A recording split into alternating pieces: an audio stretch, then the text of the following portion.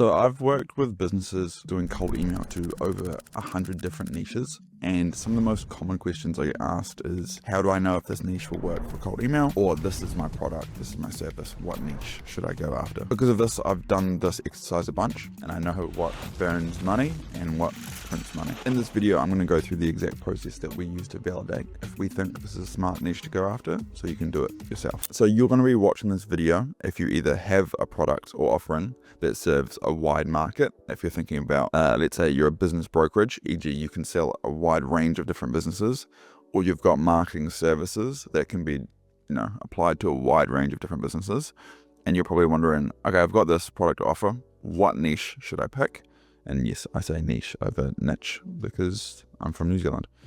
You could have multiple products that serve a wide market. So let's say you have agency, typical marketing agency services, then you have a low ticket offer and you also have a SaaS product. Or you have like a consulting product and a done for you product.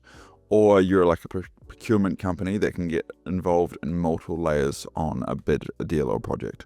So you have multiple projects that can serve, multiple products that can serve multiple markets or a wide market, or you don't have a product and you don't have a market. Either you're just wanting to start an outbound agency or you're wanting to start a business.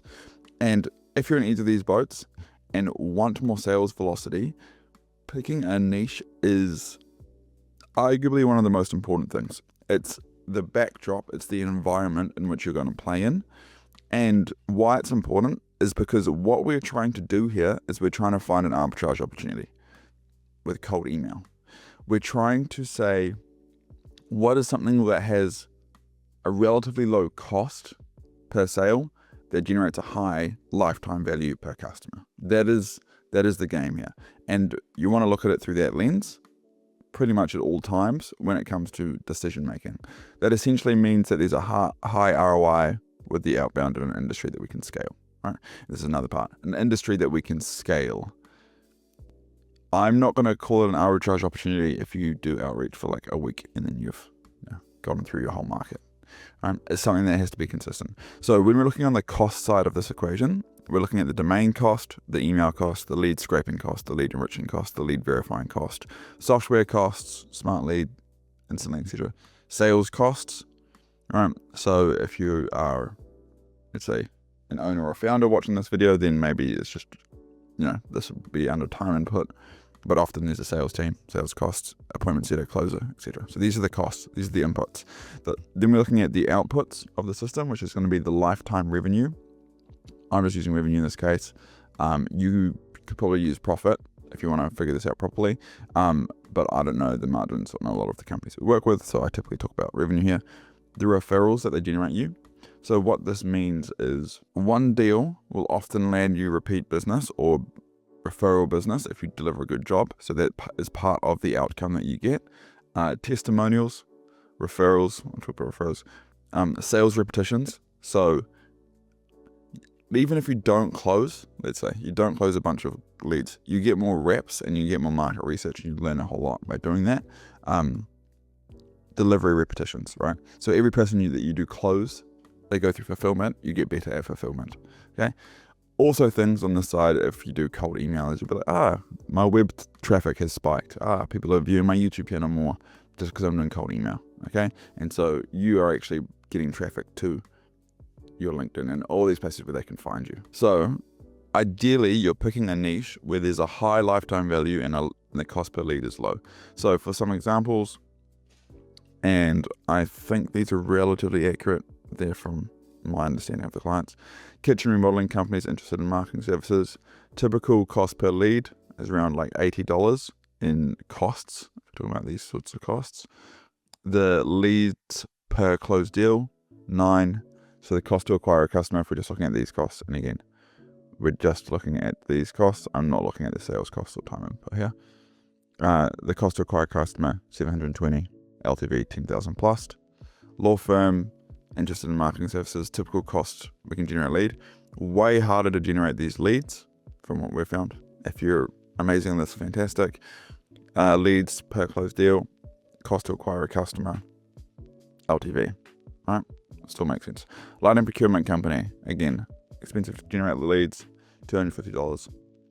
When I say expensive, the LTV is extremely high, so expensive is relative. Leads per closed deal, 50, quite a lot.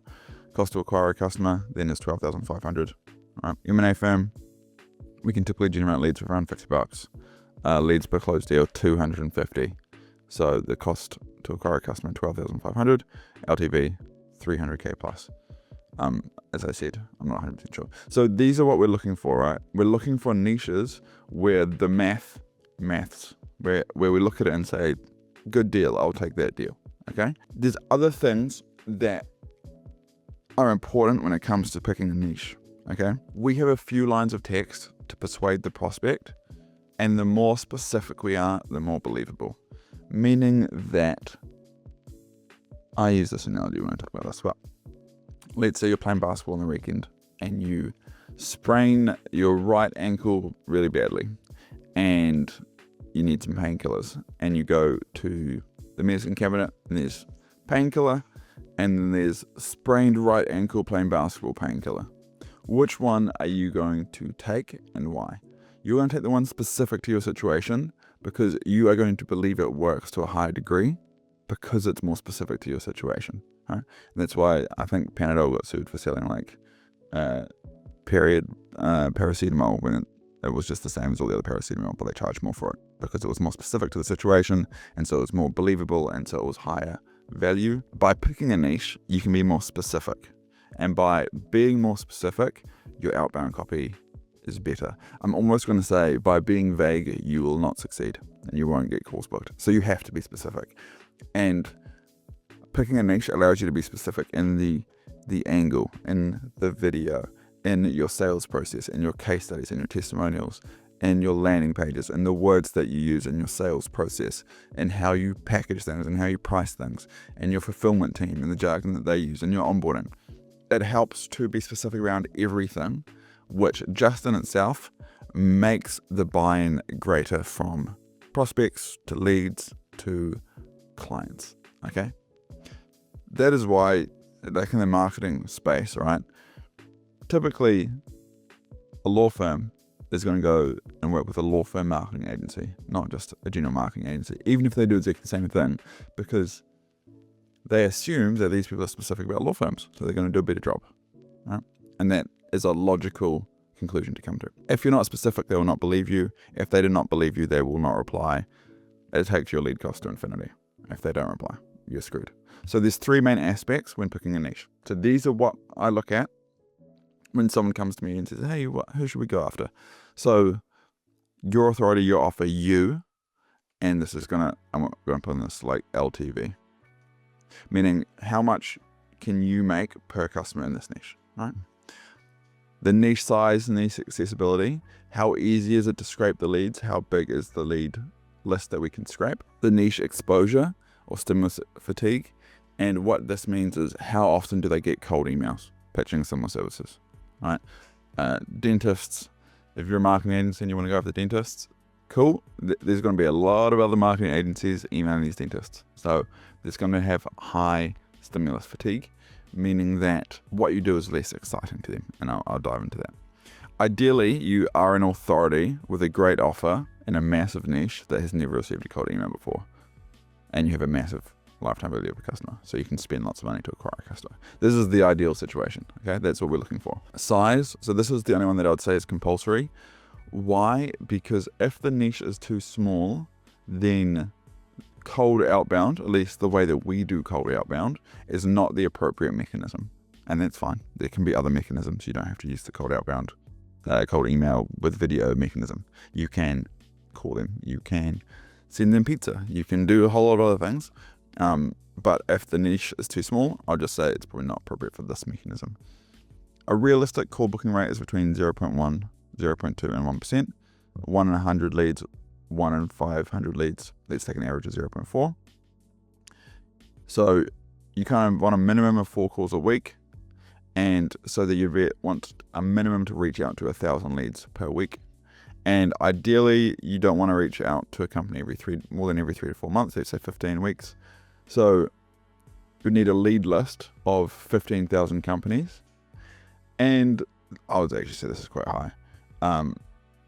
Let's just assume you're really good at scraping leads and you can scrape a verified email address from 70% of the companies, meaning that for 15,000 companies to reach out to, the industry needs to be 21,000 companies large.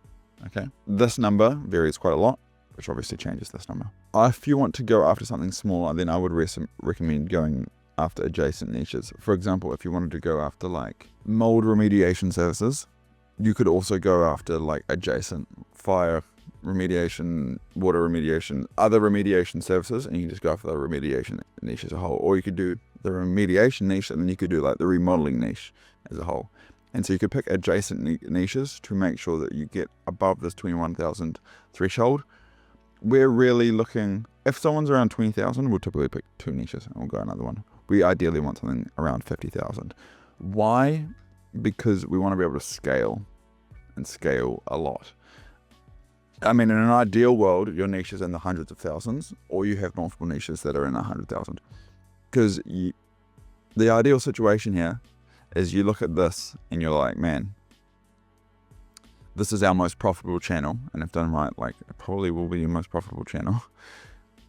Can we 10x this? And the reason why you won't be able to 10x it is just because there's not enough businesses in your niche. So that's just food for thought. Use ChatGPT or your AI of choice as a resource here. So what I mean by that is, I'll just go through. So you could just literally ask something like this. So yeah, water damage, fire and smoke damage, biohazard, asbestos, lead paint removal, home inspection, right? So you can go through these, roofing, plumbing, and you can figure out what it is that can flesh this niche out a bit. You also need to look at how accessible the niche is. So one easy way to look at this is, do random people email them? And do those emails get through? Like plumbing companies, people will either call a plumbing company or email a plumbing company. So they'll accept calls and emails. Banks, you can't, unless you've got a contact at a bank, you can't just email like the branch manager at the bank. You're going to have to probably fill out a form, or you're going to have to go through some way of getting in touch with them. They've got high email security because they don't want people to steal all the money, so they don't really open up for any sort of scams or anything. And then you've got something like surgeons, and you could say probably dentists to a degree, and chiropractors and this sort of thing, depending on the industry, where the decision maker doesn't manage the email account. They have like an admin person or a front of desk person or a PA that manages the email account and manages their day, which means that if you're selling like AI voice mail drops or something to like surgeons to generate them leads or something, the person that you email is like going to be like, no, you're not taking my job.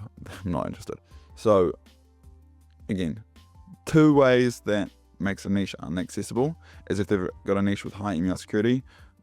Finance can be difficult if you're going after like bigger players, banks, this sort of thing, security, or if they've got someone gatekeeping the inbox. Gatekeeping sounds a bit harsh, but essentially, does the decision maker manage the inbox, or are they like on the tools, like a surgeon is in this case? If you can't consistently hit the volume you need, there isn't a consistent arbitrage opportunity, right? If the arbitrage opportunity is only such that you can put in like $10 and make 20, it's not really an arbitrage opportunity that you can scale to grow your business. If it's something that you can put in like $1 million and get out $10 million, cool. That makes a lot more sense. So the next thing I'm going to talk about is exposure, which is this component here, which is essentially the niche exposure to the stimulus, meaning that how many cold emails do they get in this vein every day or week, right? There's typically 2 things that you're relying on through the outbound to instigate a response. The angle, meaning what you say in your email, the justification for reading out, and the email itself. The email itself is a stimulus, right? The angle is your justification for reaching out. Your offer, the stimulus, is your method of outreach. If someone sent you a carrier pigeon with their message, you'd definitely read the message and you'd also get it back to them, right? So if a carrier pigeon came in the window here with a message and it said like, quick question, first name, and then had a really crappy message, I'm going to not only read the message, I'm probably going to reply to the message somehow. Write it and stick it back and throw it back out the window.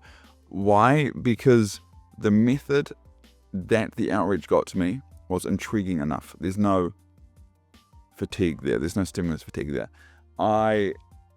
If someone writes you a handwritten card and puts it under your door, like, you're probably going to read it. Unless you get 10 of them a day. And then you're going to stop reading them, right? Because the stimulus is now fatigued.